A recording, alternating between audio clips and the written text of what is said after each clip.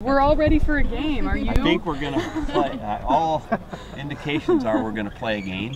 That's good. You saw Wisconsin, I would imagine, by now. Close first game. Any preliminary thoughts on that? Yeah, they look good. They look real good. The quarterback was tremendously efficient. You know, they get another first-year guy in there, but he's, I think, 19 for 23. That's really good. And then, of course, they run the ball well. And they're just a good all-around football team. Very, very physical. The two backers are as good as we'll see. They're just really good players. What do you think about the way Canada's running the offense? Any surprises?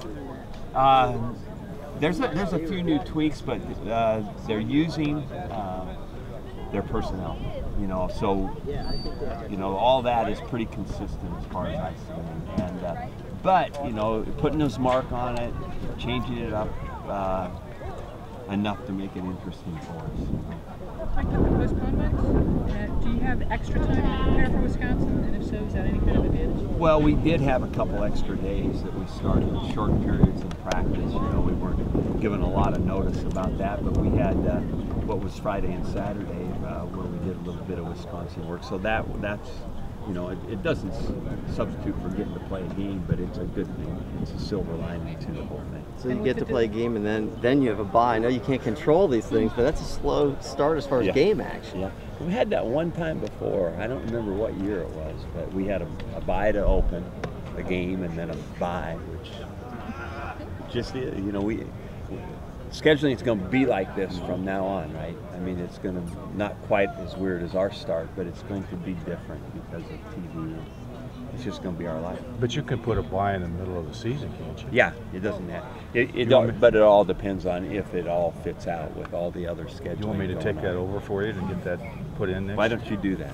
Take it over, get that bye right after Game 6. It'd be good. So, Mike, are you saying Northern Iowa is better than Sac State was a year ago? Yeah, I would say so. The Northern Iowa's a good football team, and they played Wisconsin well.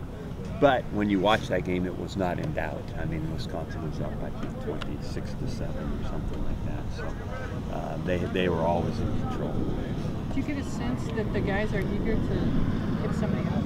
Oh, for sure. This has been the world's longest training camp, and it's time for us to play game. This will be a test for the run defense. How confident are you in you guys? Well, that's what it'll be, you know, and that's where we have to make one of our biggest improvements as a team is in that area. You know, both running the ball and run defense are going to be issues for us. We had Monte Ball practice. Yeah, we did, and he's a great player. But how did you watch the game Saturday? Were you with the coaching staff or were you by yourself? I actually was doing other stuff with our own team, and taped the game and watched it later by myself. What kind of anything stand out in particular? I mean, Wisconsin's a good football team. No, you know, it's like we just mentioned a little bit. They've utilized their personnel. They've been a really good offensive team. They haven't abandoned that, but they've tweaked enough of it to say, okay, this is different. And then defensively, they are physical. They've added a little bit of stuff to their front. You know, they're playing a little bit of that kind of a nickel three-man front, and they use that great linebacker number 44 as a rusher. He is just a great football player. So there's some new stuff in there we'll have to contend with that we didn't see a year ago.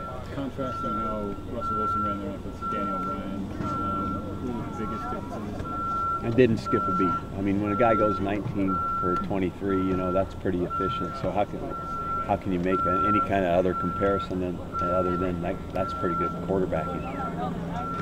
So their linebacking as a unit, that's better than anybody in Pac-12, you'd say? Well, I said those two players are as good as we'll see. Not necessarily better, but they're really, really good players.